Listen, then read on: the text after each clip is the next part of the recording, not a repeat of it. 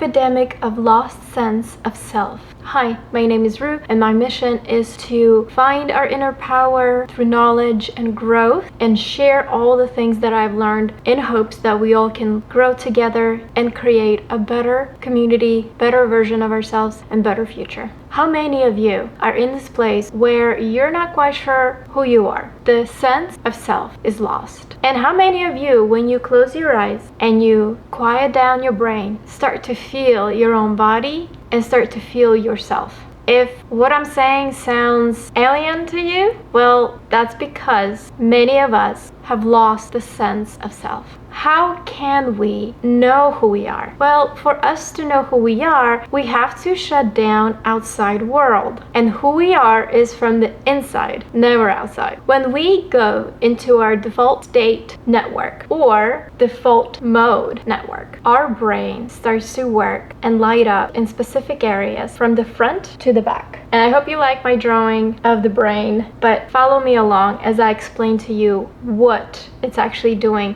when we go to default mode network. This is where we shut off the outside world and hush our working mind into more of a quiet, peaceful place. When we do that, what Dr. van der Kolk found in The Body Keeps the Score is that a healthy person that had dealt with their trauma, their brain starts to light up from orbital prefrontal cortex, medial prefrontal cortex, and I actually drawn the little stars here to show you where the area is lit up. So we start with both the frontal cortex, where our sensory info comes in, and our watchtower sits. It is our seer in a way. Our purpose also located in the watchtower, because the watchtower sees the things around us and it puts what we need to go where we need to go. Then interior gate lights up. This is the place where it translates the emotions to thoughts. So it could be that I feel sad and my thoughts are now thinking about the lost friend or something like that.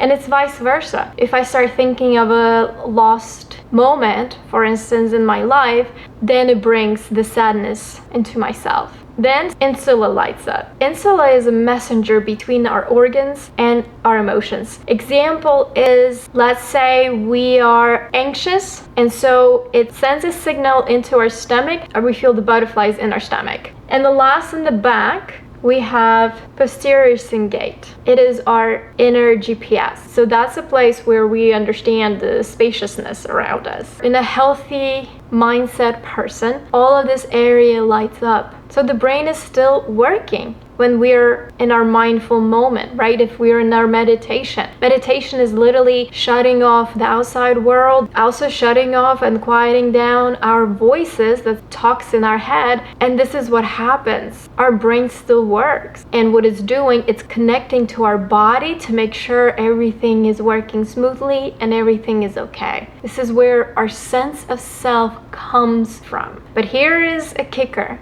When we're struggling with trauma and we haven't healed from it, unfortunately, when we go into that default mode network, our brain doesn't really light up. The emotions and our body and our mind are not connecting. And there's why a lot of the time we don't feel ourselves. We cannot seem to find ourselves inside of us. And don't forget, the job of the brain is to monitor and evaluate within ourselves and without, so outside ourselves. With the proper working brain, we have this agency. And agency is where we have the feeling of being in charge of our life. We feel we have the power to say what's happening in our life. But when the brain doesn't light up, and we're in a place where we feel that we're powerless. So what happens is that our trauma bargains our body with the visceral warning signs. And to shut off these alarms, we learn to ignore them, and thus learning how to hide from our own selves. And please keep your attention in learning. All of this is learned, and if it's learned, it can be unlearned. We have the power to unlearn it just as much to learn it. And so when we do that, we then develop alexithymia or depersonalization. Alexithymia, it comes from a Greek word of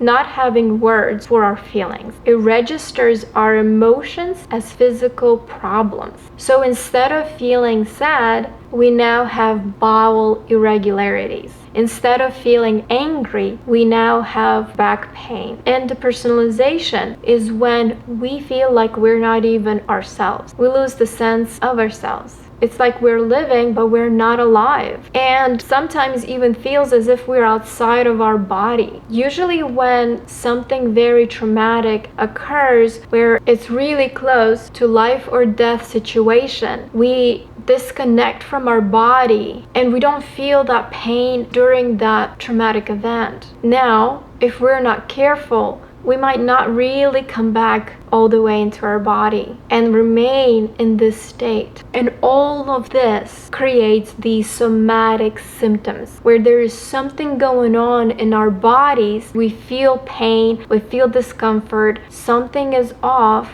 But when we go look into it, no one can find what's wrong. No one can find a damaged organ. What do the doctors do is, instead of saying we truly cannot find anything that is wrong within your body for you to have this. So what we believe, there might be some kind of unhealed trauma in the system that is causing this alert to go off, that is causing the stress levels, the hormones secretion, bring us in the place where we are now physically in pain. And the best step going forward in healing this is to see therapists who can work with us in figuring out where is this trauma coming from and how can we learn to heal from it and start doing those actions that will heal us. Our medical doctors look at your symptoms and all they do is prescribe. We're just writing prescription to numb it, yet problem still remains. How many of you had went to multiple doctors because something was not feeling right, whatever it is? So then you went through so many doctors and no one really can tell you what actually is, but they are ready to give you a prescription. But still, where is it coming from though? Like, think about it this way. If a problem stays, it will stay until the problem is removed. So if you are in this place where there is something going on physically and you went through doctors and no one can tell you what it is, everything seems to be working, I ask you to just put a curiosity hat and ask whether it is actually physical issue or maybe it is the emotional issue. Maybe somewhere we went through traumatic event or painful event and we haven't really healed from that all the way. Most of us go to see a medical doctor on somatic symptoms. Physically, we are healthy, but emotionally, we're hurt. And I want to remind you, you can heal and become whole and live your life without pain. Like this video if you want to live your life without a pain, because I want to live life where everybody lives their fullest potential, where everybody live without pain, where everybody live free.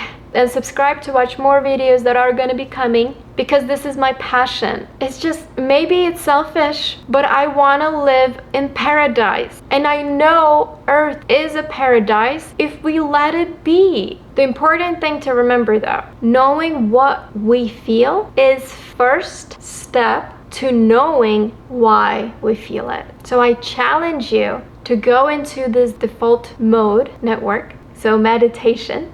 Do the meditation, quiet down the surroundings, quiet down your voices, and listen to yourself.